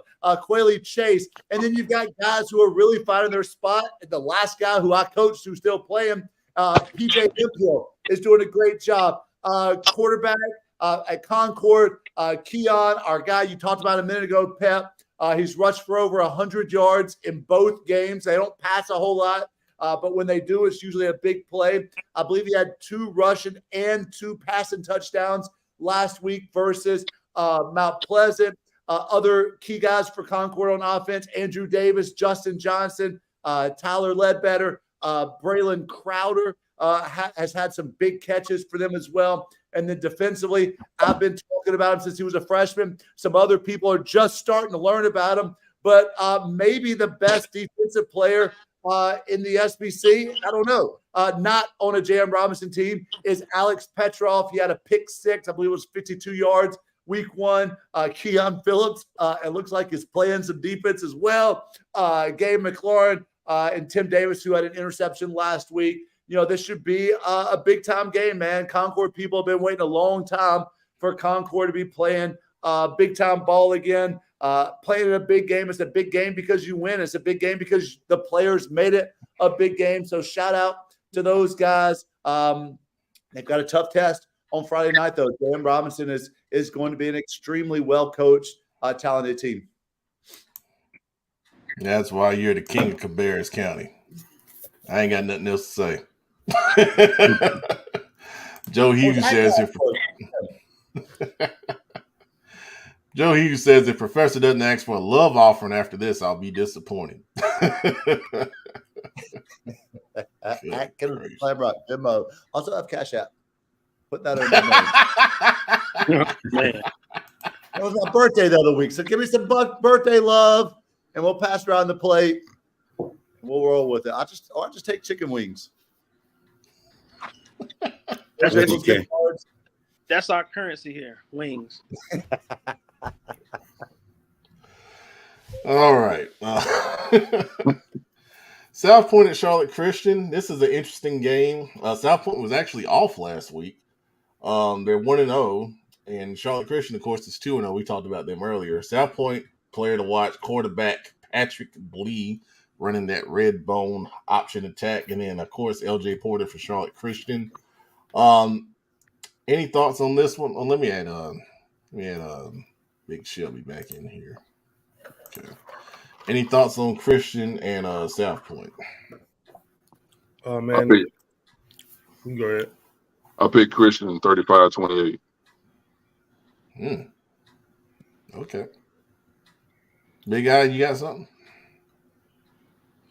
Like if Charlotte Christian never played South Point or seen it, well, I'm pretty sure they ain't never seen nothing like it. They better get ready to tackle that football Friday night if they don't do nothing else. Yeah, I have a lot of respect for Christian's coaching staff. I think they're going to have them ready. I really think they're going to have them ready. The big thing about this one is I think Charlotte Christian has some players on the outside, like Micah Gilbert, who's committed to Notre Dame. I really think that's a big advantage for them against South Point secondary. They haven't seen nothing like that. You flip it the other way around. So that'll be really interesting to see. I expect a big game for Charlotte Christian throwing the football Friday night. Now, big game in the city. Independence taking on West Charlotte. Traditional Charlotte rivalry at Dub C. This will be their second game in their new stadium. They won last week over Monroe in comeback fashion, 43-29. And, of course, we were at the marathon of Independence and Hickory Ridge where Independence won 75-49 in a crazy game. Thoughts on this one? I picked Independence 36-29. I love to see the rivalry back. Independence West Charlotte has been a staple in this community, man. Going way back. You're right. Way back. They used to play that at Memorial Stadium, right? Yep. Oh, yeah. Yeah, I used to hear about that way up here in Winston. I used to hear about that. Yeah, you got two good coaching staffs, a ton of talent on both sides. That's a tough one to pick, but I ain't gonna pick one, but I'm gonna stay on the fence on this one. But I just like to see the rivalry back. You can't stay on the fence later on. Oh man. Off that So- bench you come, sir. Off that bench you come. Yeah. Oh man. All right. So tough. Oh man. Players to watch on this. For me, I have Jaden Jones, who rushed for 5 rushing touchdowns and had the kickoff return for a touchdown last week. And then West Charlotte's quarterback, Katie Smith, has really played well to start the season, man. It's been impressive. Throwing the football pretty good. That's really been impressive to me. That was a big question for them going into the season, was how well can they throw the football when they need to, and they've been throwing it pretty well. So that's really been impressive. Let's see here. Summer Blevins says it's going to be a dogfight for both West Charlotte and Indy. I definitely agree. I think it's going to be a 4-quarter game. Karen Belk says, yes, they played at Memorial, and Sam will have the West Charlotte band playing. Well, Oh man. always adds to the atmosphere. That's for sure. See marching lions. Okay, baby. I see Big Eye Shelby has got a sly look on his face. No, man, I just can't wait to be a part of the rivalry, man. First time getting to go against West Charlotte Friday. We get to go to their place. I think this is their first big home game in the new stadium. So that'll be good. I'm sure it's going to be a tremendous crowd, man. And, I hope everybody stays safe. Hey, get some of them fish plates at halftime. Well, I know somebody. Well, I can't do that at halftime. We on business, man. Okay. Go get it. Wrap it up. Put it up. What is Webb don't text us anymore during the game, man. We used to get updates from Webb. It's like, we're up 52-0. I ain't heard from Webb on a Friday night yet. I will attest. Hey, he was on business last week. Always on business, baby. I'm always on business, baby. Just some games just get out of hand earlier than others, man. I'm on business. Oh man. Otis Forsyth says tough pick, but Independence 45, West Charlotte 28. Okay. Joe Hughes says the fish sandwich will be in a bag at the locker room door. Hey, cuz I'm trying to help you out. Get somebody to get you some of that fish. I'm telling you. But you got to eat it hot though, man. You don't want no cold fish. How's it gonna look? The coach, Independence, going to the West Charlotte concession stands, trying to get a fish sandwich while the game goes. They know who you are. They understand. They'll understand. Trust me. They understand, man. Okay, I might as well work in the concession stands after I get caught by COVID.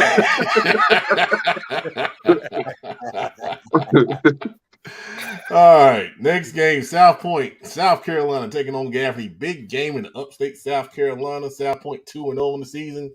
Gaffney at 1-1. Key players, South Point quarterback Malachi Marshall. And Gaffney, I got their quarterback, Riley State. And I feel like both of these teams are super talented. Big game, big lights. I think your quarterbacks have to shine and play well, protect the football, most importantly. When you got athletes on both sides of the field, they can make big plays, protect the football. Most likely you're going to win the football game. Any thoughts on this one? I think Gaffney right now is still trying to figure out what team they're going to be. I think people are used to them just being dominant on both sides of the ball, but especially defensively. I think they're playing a lot of young guys right now because of injuries. South Point's coming in, and they're loaded, man. I think South Point looking to make a statement in this game and try to win big. But I think that'll be a good game. I think this is a game if Gaffney can win, it might turn the season around a little bit. A lot of the fans are still upset about the week 1 loss. I think this is gonna be a game that can. I think this is a game that can kind of, if they can at least compete with South Point, they could be a game that can get them back on track. But they haven't really. They only had one true test, and that was Crest. So this will be another one. Good points. Good points. Joe Hughes says, "Please don't bring up Gaffney. They beat Onion County, 63-7." Onion County, where is that? Union County. It's Union County. Hey, don't listen. Hey, Joe, man. Hey, South Carolina insider right there, man. Yes, he is. Yes, he is. Man, does a great job. Guru. We don't use that word on this show. My fault. He has a lot of knowledge on South Carolina football. It's better. Oracle. The Oracle. There you go. Appreciate it. Kings Mountain taking on Burns, Cleveland County battle. Kings Mountain at 2-0. Burns, of course, 1-1 coming off the loss to Crest last week. Key players in this one, I think linebacker Jason Melton's going to be a big key. Burns running that kind of spread option with Mooney and Mookie in the backfield. It's going to be a big thing. He's going to have to try to read and help shut down. And then for Burns, key guy is Jeremiah Norris, also known as Mookie. So, thoughts on this big Cleveland County battle? I think it could be a good game. I think Kings Mountain is still trying to figure out their offense right now. And like I said, these county games, man, you give any of these teams get hope or get caught up in the rivalry and try to do too much, it could be a 4-quarter game. I think Burns is still having some. I think Burns still has confidence being able to play with Crest. I think they lost it towards the end of the game or that second half, but I think Burns. The difference is I think Burns know their offensive identity. They know who their guys are. Keys Mountain is still trying to figure out. If I'm Coach Devine, I'm feeding Mookie the whole game. I've seen them do that before with Kiwan Prior in the past. Hey, if I'm going to go out, man, I just make them stop the run. No team wants to tackle the football all night, every play.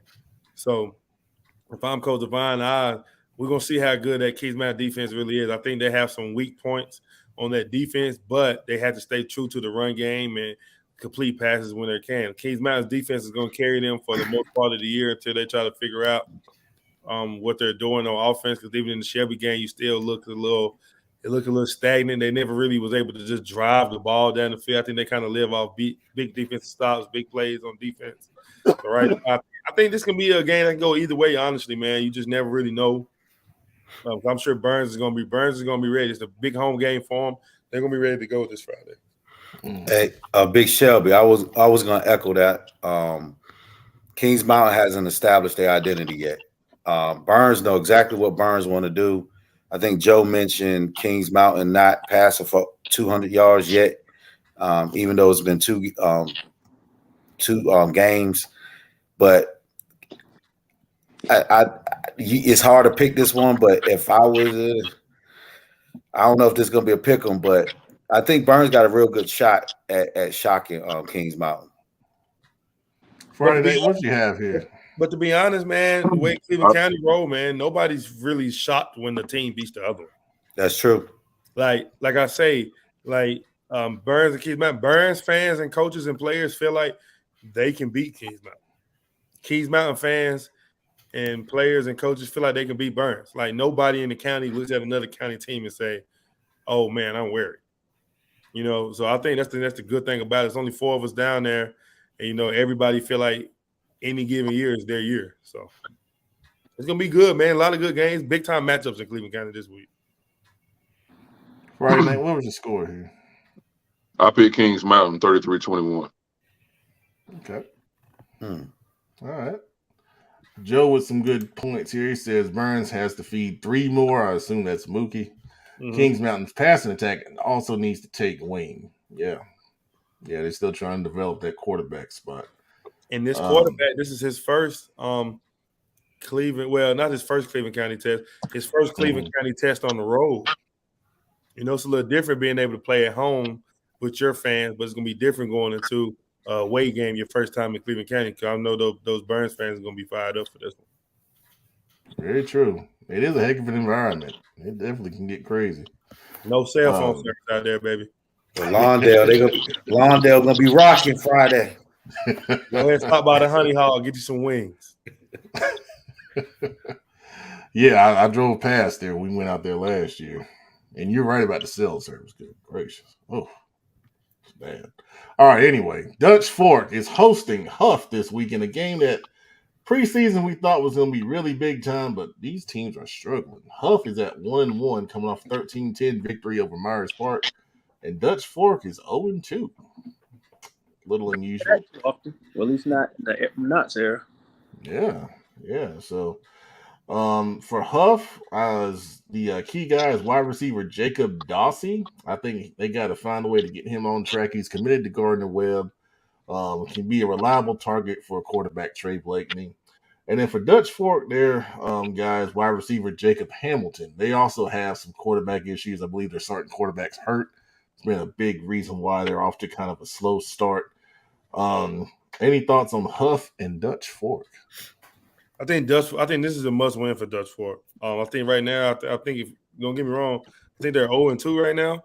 Yes. So this is a must-win for Dutch Fork and their staff and their players.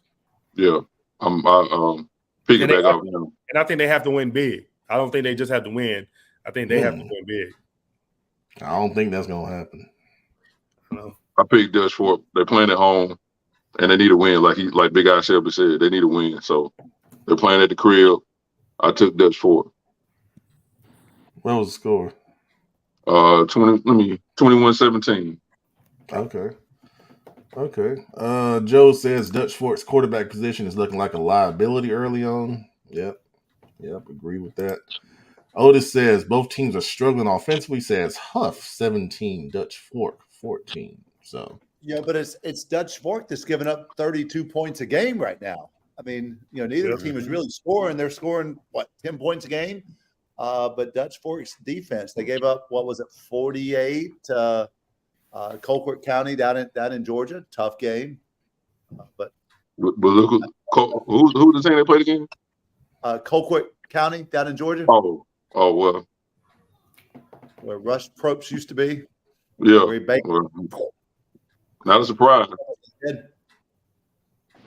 Y'all remember Friday night's Georgia love now. Here we go. Anybody in Georgia's great. Colquitt County is pretty good. I mean, that's a good football program. Now they gave up 17 last week to Spartanburg. So was that 17-10? I think. Yeah, something like I think that was it. All right, last game we're gonna preview is Butler taking on Langston Hughes out of Georgia. Butler coming off a big victory over Richmond County, 50-13, and it's disappointing to see Richmond County like this, man. I mean, for us that have been around for a long time, this is not something we're used to seeing. Not at all. Yeah. And then Langston Hughes is 2-0 on the season. Key guys for this one, I got both quarterbacks. Butler quarterback Zach Lawrence. We know he's really talented, but he's had some issues with interceptions early in the season so far. Going into another big game environment, I'm going to have to protect the football and be smart.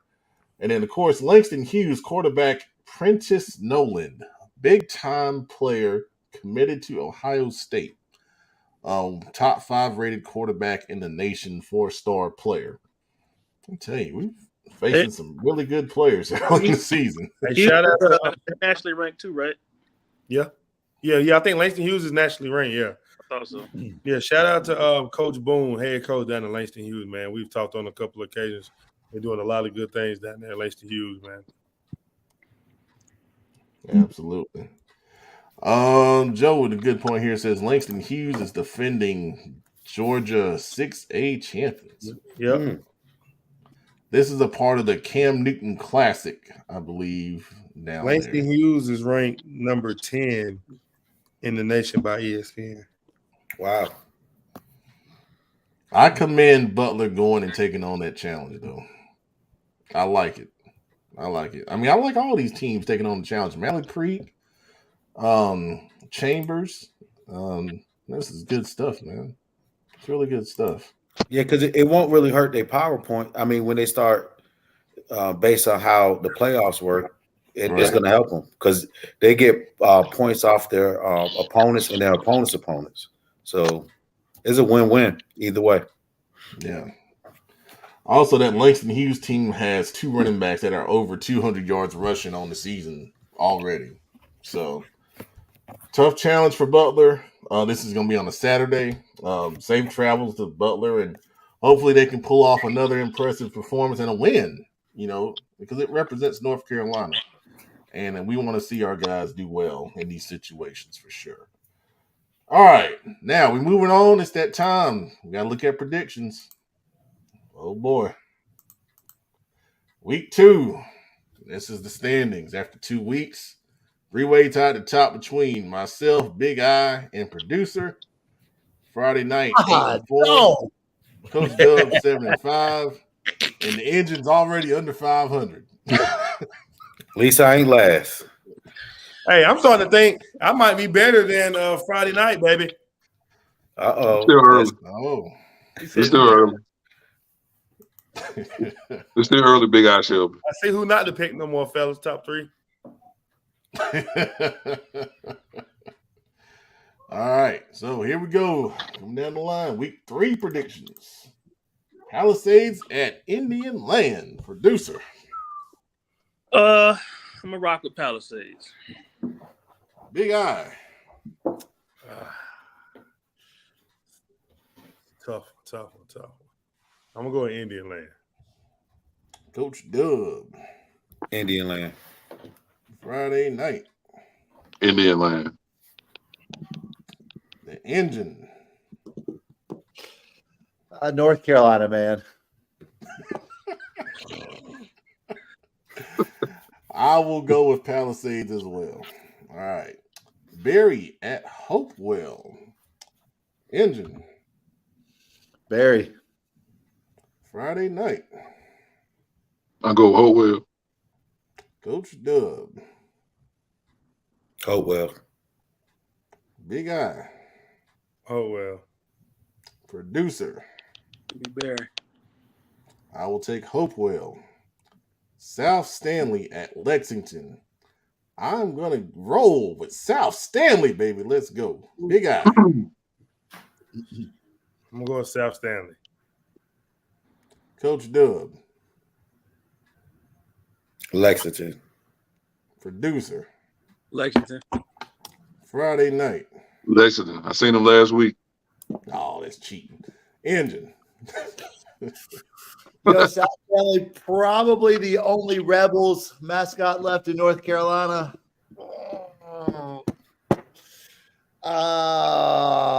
Man, running Rebels. Let's go with it. Parkwood at East Meck. Friday night. I'm gonna go with East Meck. Coach Dub.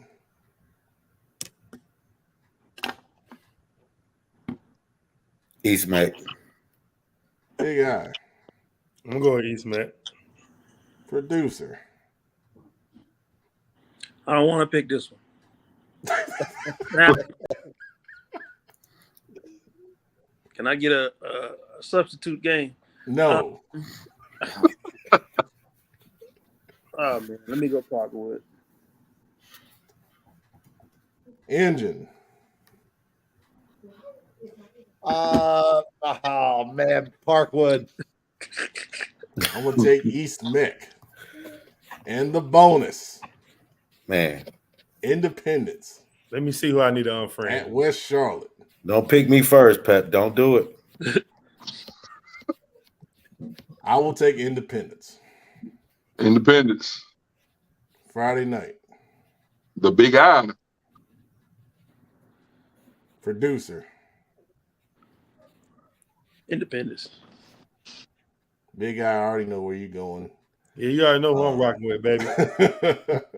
Engine. Hell, baby. It's go time, baby. I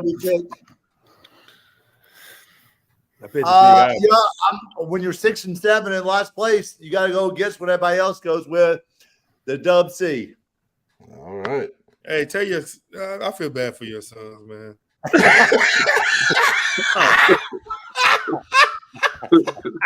Wow. Oh man. Right in the heart, man. Step through the heart, man. I thought you was my guy, man. Coach Dub. Ooh. Big Eye. All right, there it is. Week 3 predictions. Okay, the Let's see game if it goes viral this week. We definitely better put Kenneth on the video Saturday.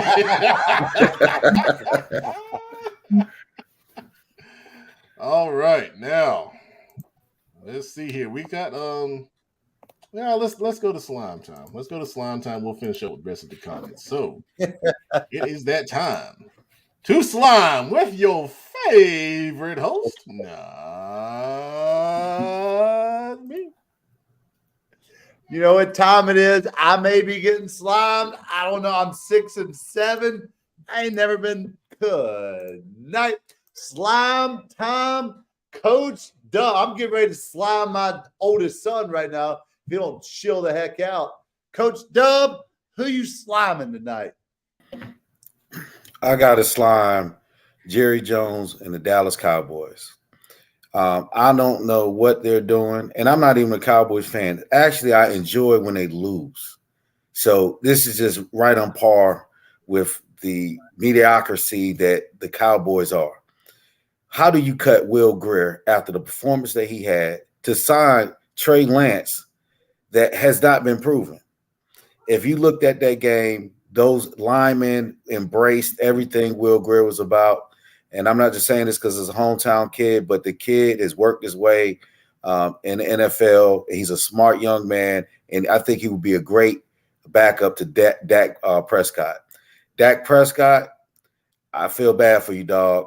Jerry Jones has consistently showed you he didn't believe in you, and you stay the company man that you are.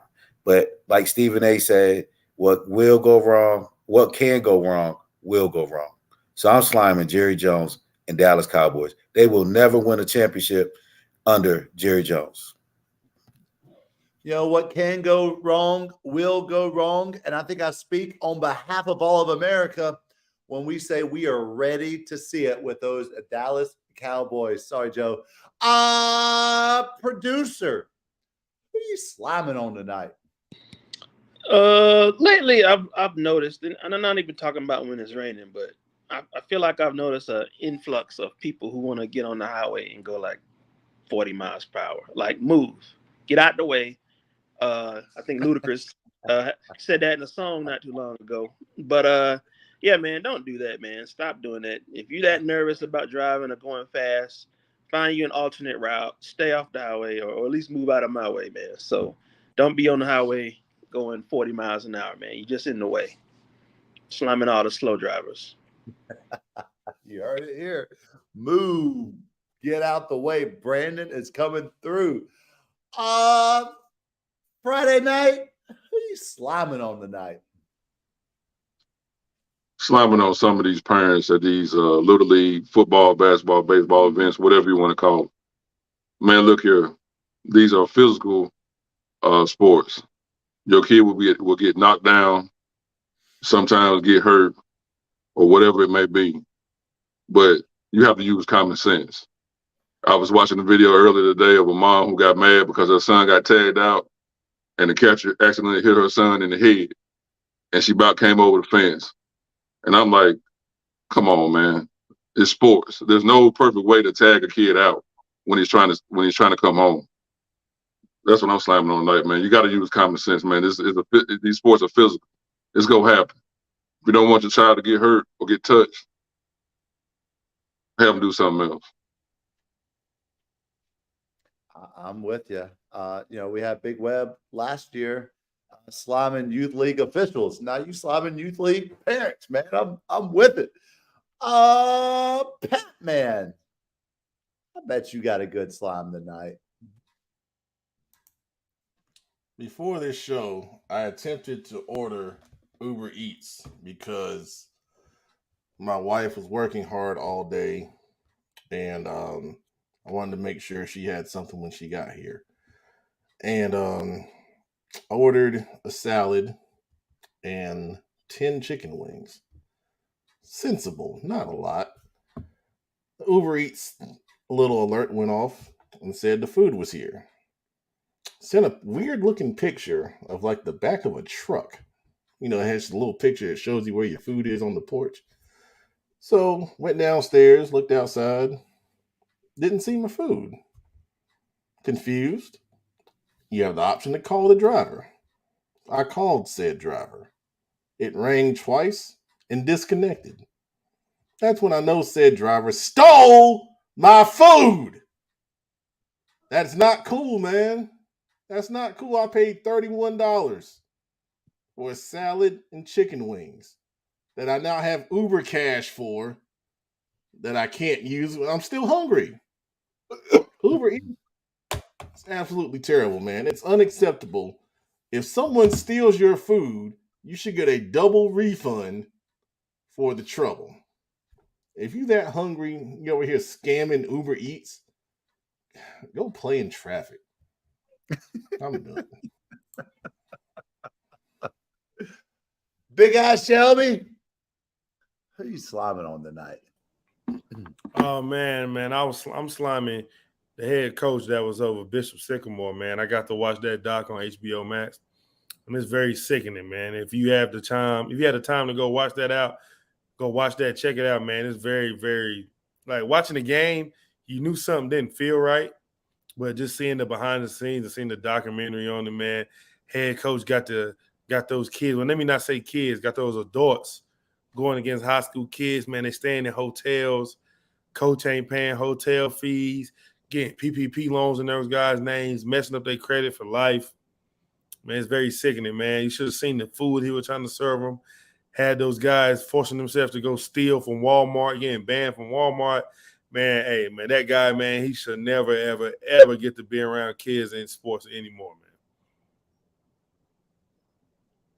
man. BS High, man. Good night. Now, man, I realize my slime may not be the perfect timing. It may be but I'm gonna go with it because it happened to me.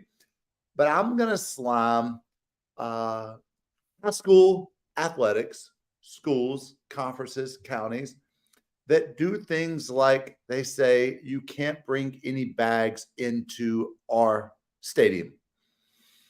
Like a little one of those little bags you put around the waist, like the little, I don't even know what they call them, the little waist bags. You got 10,000 yards of fence line around your stadium. If somebody wanted to bring something into the game, I saw what you posted, Joe. If someone wanted to bring something into the game, all they have to do is go 20 yards down that way and throw it over the fence. They're dudes. The false sense of security that you're trying to put out there doesn't make up for little grandma having to walk 200 yards back to put her pocketbook into her car. It's silly. It's ludicrous. It makes no sense. It doesn't protect anybody. It doesn't make us safer. It may make you feel like you're doing something to make us safer, but you're not. It's silly. It makes no sense. It's like metal detectors at a busy mall or something like that. If somebody was going to shoot up a mall, they're going to go to the main gate where you've got the long line of people waiting to go through the metal detectors. It makes no sense. Metal detectors get on airplanes. It makes no sense. They're false sense of securities. That's what I'm slamming on tonight, Pep. All right, there it is. Hey, Pep, can I get some shout outs, man? Shout out to Deidre. This is a joke, right? Shout out to Deidre. Go ahead. Shout Deidre out first. No. I want to shout out some youngsters that have just made the NFL. Blake Whitehart that played at Mount Tabor, and Jaquan McMillan and KJ Henry from Western Side both made the NFL rosters. Best of wishes to you, young brothers. Awesome. Yeah, that's awesome. That's awesome, man. Chaz Surratt too. Chaz. East Lincoln. Oh, yep. Giants. Stuff, Jets. That's who it was. Okay. Friday night, I'm gonna give this one to you. Dudley versus Hillside. Any thoughts? Oh, D Boys 28, Hillside 7. So that triple option's not hitting just yet, huh? Yeah. D Boys. Hey, like I said, when Dudley has a quarterback, a legit quarterback, they win state championships, and I'm gonna leave it at that. So Hendon Hooker reference, huh? H2, baby. Since Pep ain't want to talk about the game, it's another big game down in Cleveland County, man. One of the best rivalries in North Carolina. You got Chevy versus Crest this Friday, man. I think that's going to be a very exciting game, man. I hope my guys at Chevy can, get a dub this week and beat those guys down the street because, we don't like those guys down the street. And see what I'm saying, Joe? He He's all right. He's slacking. Uber Eats got him messed up a You little see bit. my prediction? Now I have not. So what you think? What you think Friday night? Tell me your prediction. Oh, you might get mad at me, Big Eye Shelby. I ain't gonna get mad, baby. 55-27, Chris. I will say Friday night, I was talking to some of my friends, and the way this Shelby team is made is the same way it was whenever I was there, and I want to say 21, whenever we had to play with the lightning delay. Like our team was pretty much more mature than theirs, and that's when I think it was Tater Huskies maybe first year being able to start quarterback. I can't remember if that's correct. Just kind of stay with what I Chevy quarterback, young guy, very talented, got a very big upside. I think it might be one of those games where, I know Chris remembers all those games. And I know those Chevy coaches and Chris coaches, they're going to have our guys, they're going to have those guys down there ready to go, man. It's at Shelby, so hopefully our fans come out and give them guys a big victory, man. I still think these games can go either way in Cleveland County when Cleveland County teams play each other. I think our defense will show up at Shelby. Those guys, proud alumni. We hate those guys down the street. So I'm rooting for Shelby this week against Crest, man. Hey, tell them because people be thinking you be hating. Let me tell you something. See my cuz, look, he's holding it down for Shelby. Yeah, he loves Shelby. And man, I will still stand on this every day, man. I still think my guy Isaiah Bridges is the best wide receiver in North Carolina. I still stand on that to this day, no matter where I'm at and what I'm doing. I will stand on that. I will put him up against any DB you can think of. And I hope those guys. I think he has a big game, man. I think he has a big game for Shelby. Shelby, I know my guys. They need this. They need that game down there. It's a lot of pressure, a lot of noise, a lot of Facebook talk. I know those guys probably had a good week of practice this week and made and keeping the main thing, and that's going 1-0. Also, I see the comment. I do want to give a shout out to my guy, Josh Isaiah, Independence graduate last year. My guy is starting as a true freshman tomorrow night against UAB, baby. I talked to him yesterday.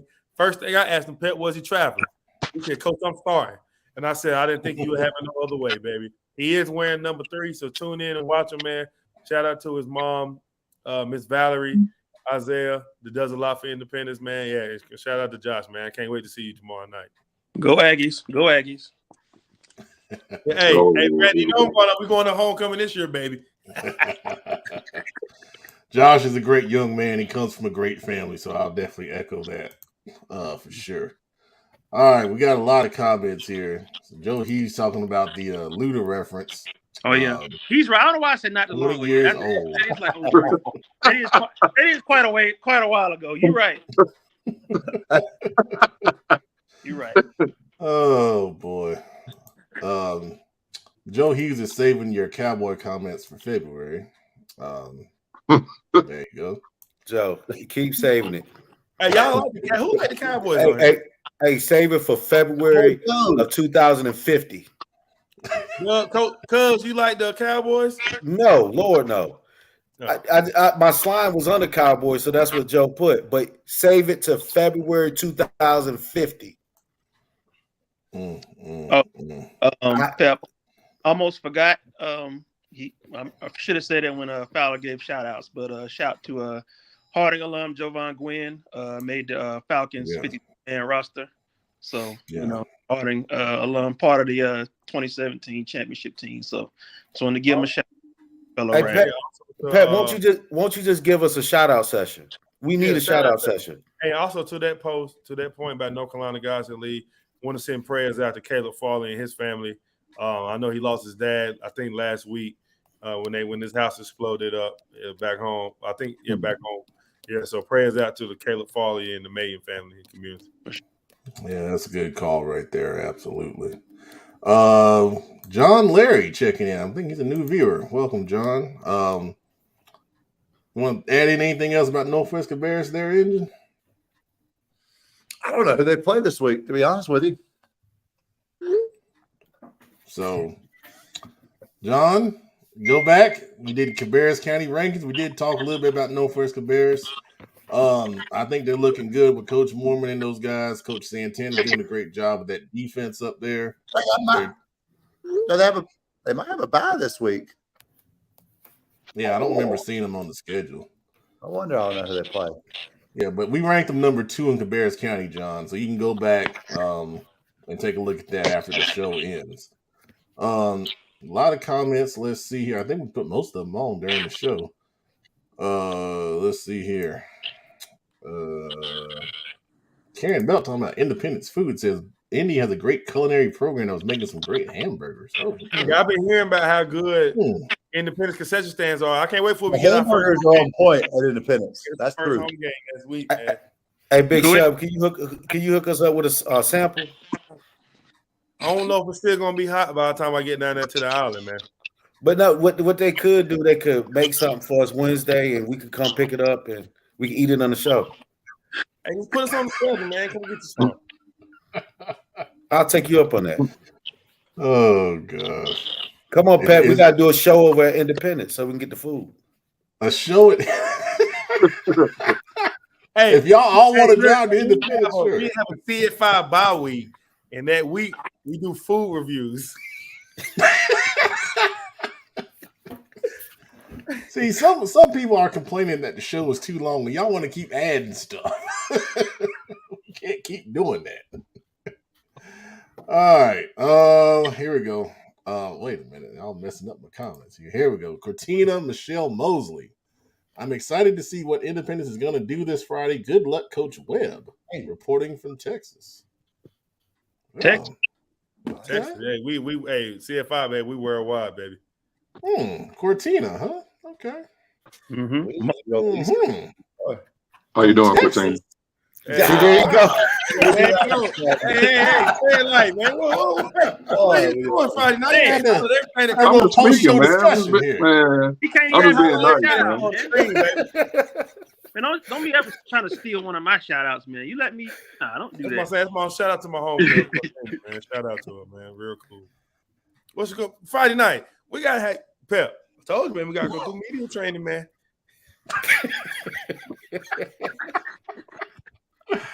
Oh God. Oh man. Okay. Final comment. Tim Pride, in the words of Fowler, I guess that's supposed to say. Chambers a lot, Glenn nothing. So yeah, you gotta clip that and use it. Whenever a team get blown out, you gotta just play that. Oh boy. All right. Well, great show tonight. Thanks everybody for watching, for making this the highest rated show in the Southeast, talking about high school football. Pepman Matt Morrow along with the crew signing off. It's going to be Friday Night Live this week. No Saturday brunch edition. I missed it too, man. We was getting it in. Oh, everybody missed it except producer. That's all right. 11:45 Prep. 11:45. Yes, sir. Around that time.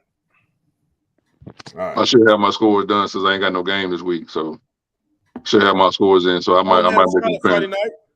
Huh? Come on down to Charlotte. I ain't gonna be able to make it, man. Hey, right. I see why you got the fresh ball head in line though. I know what you get. Good night, everybody. I got him a hot date Friday night. Good night. Got myself a date.